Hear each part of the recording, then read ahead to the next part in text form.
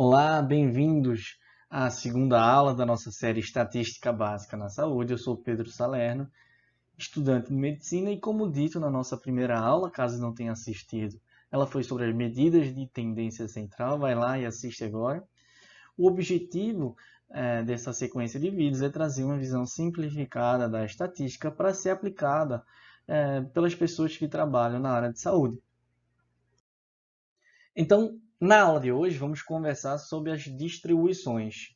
Primeiro, a gaussiana, a normal, a tradicional, conhecida como simétrica.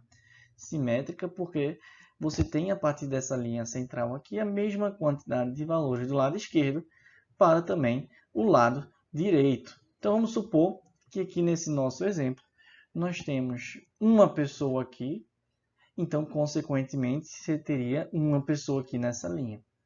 Se nós temos aqui duas pessoas nessa linha, então você vai ter duas pessoas aqui também. Se você ter três aqui, consequentemente, quatro pessoas estariam nessa linha central aqui. Com isso, a gente já consegue entender que a moda, ou seja, o número que mais aparece nessa situação, está justamente nessa linha central. Assim como se a gente tem, vamos supor aqui, 3 números para a esquerda e 3 números para a direita, essa linha central também representa a mediana. E por último, se a gente somar todos os valores aqui à esquerda, vamos supor, se a gente tem uma pessoa aqui nessa linha dando a nota 1, duas pessoas dando a nota 2, três pessoas dando a nota 3, quatro pessoas dando a nota 4, que três pessoas dando a nota 5, 3 porque aqui tinha 3 pessoas, aqui duas pessoas dando a nota 6 e uma pessoa dando uma nota 7. Se a gente somar esses valores, a moda também vai cair em cima dessa linha central. Então, a distribuição gaussiana é caracterizada por uma moda igual à mediana, que é igual à média. Um exemplo é a distribuição do quociente de inteligência humano, que segue essa distribuição gaussiana. Veja aqui que existe algo descrito como desvio padrão. Ele fala aqui que se a gente vai um desvio padrão para a esquerda, ou seja, menos, e para a direita, ou seja, mais, você vai englobar 68% da população. Então, se a gente for dois desvios padrões, a gente englobaria 95% da população, porque a gente está englobando essa metade aqui, somando com essa outra metade, a gente consegue expressar ou dar por conta 95% dessa população. E se a gente for mais 3 e menos 3, a gente vai englobar 99,7% da população. Você viu que eu falei sobre desvio padrão, mas eu ainda não disse o que era o desvio padrão. Mas para falar sobre o que é o desvio padrão, a gente precisa revisar alguns conceitos, que é a diferenciação de amostra para a população. Vamos supor que eu tenho um condomínio. Então, todos os condôminos daquele condomínio seriam a nossa população geral.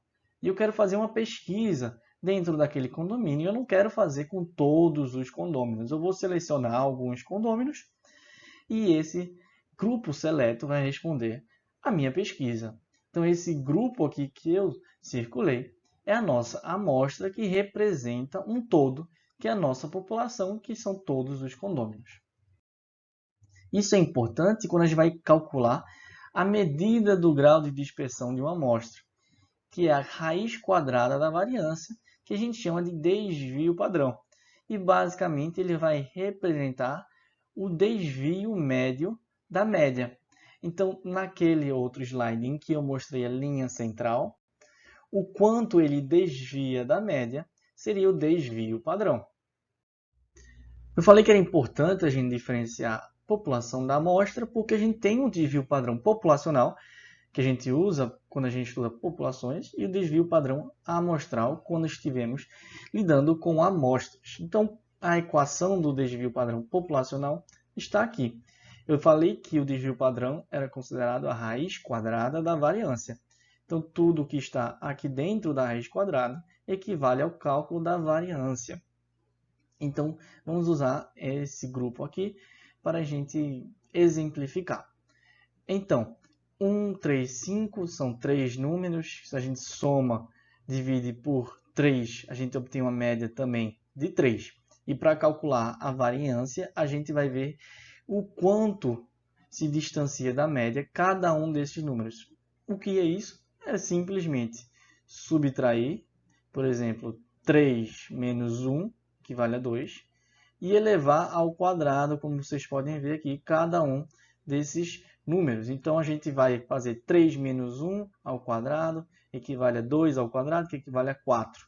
Já calculamos o desse nosso primeiro item. Agora, a gente vai fazer a soma desses cálculos.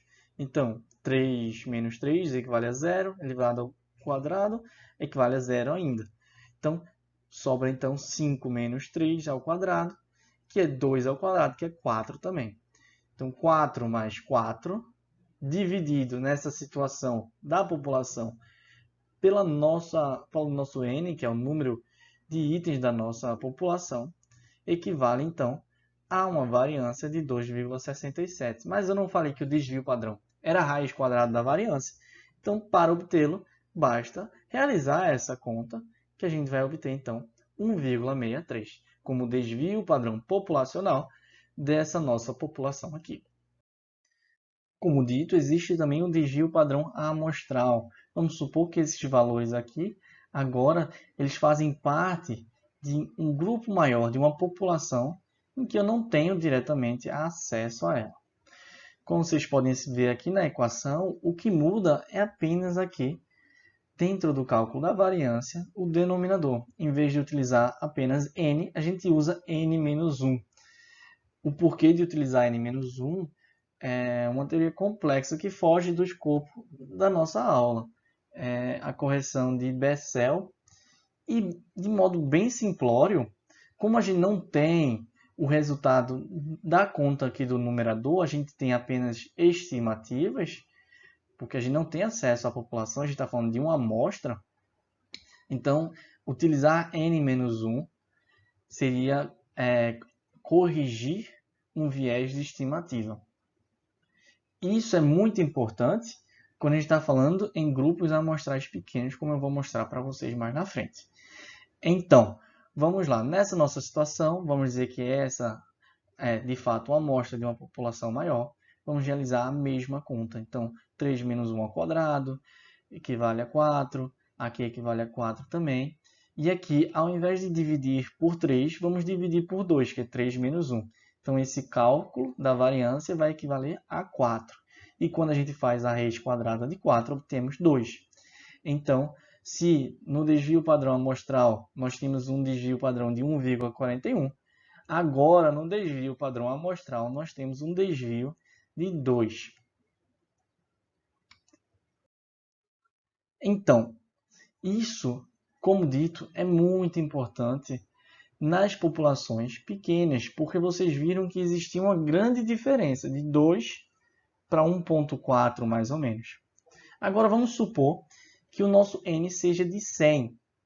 E aqui no cálculo da variância, a gente teria 200, seria a soma, por exemplo, das diferenças dos desvios da média ao quadrado, dividido por agora o nosso numerador, que seria 100, já que estamos fazendo o cálculo do desvio populacional. A gente vai obter a soma de 2. Fazendo a raiz quadrada para chegar no desvio padrão, a gente vai chegar ao valor de 1,41. Guardem esse número. Então, se formos falar do desvio padrão amostral, com o mesmo n, a gente vai fazer também 200 dividido agora por 100 menos 1, que é 99, e obter um valor de 2,02. E quando a gente faz a raiz quadrada disso, a gente obtém 1,42. Então, vejam que 1,41 para 1,42 é muito próximo. Isso porque a gente aumentou o tamanho da nossa amostra. E com isso, a gente tem uma diferença menor de quando a gente divide por n ou por n menos 1. Quando a gente teve aquele nosso caso em que o tamanho da amostra era pequeno, essa diferença de dividir por n ou n menos 1 realmente importa e você obtém um desvio padrão muito diferente. Existem outros tipos de distribuição também, que a gente chama de distribuição, por exemplo, bimodal, que é quando a gente tem duas modas. Um exemplo clássico é a doença de Crohn, que tem dois picos, né, de 15 a 30 anos e de 60 a 80, como vocês podem ver. Então a gente tem um pico modal e um segundo pico modal aqui dos 60 a 80. Por isso que o nome é distribuição bimodal. Existem também aquelas distribuições enviesadas, que ela pode ser enviesada negativamente ou positivamente. Quando a cauda, uma dica, quando a cauda está à esquerda, veja que a sua média vai ser menor que sua mediana e menor que sua moda. Porque a moda aqui, ela está, na medida que você vai em direção aqui ao eixo do x, você está crescendo os valores dos números também. Então a moda que está localizada aqui está justamente na região em que os números têm valores mais altos. E a mediana, consequentemente, também vai se aproximar da moda e a média fica então com o menor dos valores. Quando a cauda está na direita, você vai ter então aqui a cauda, ó, você vai ter a parte mais alta mais próxima aqui, teoricamente, do zero.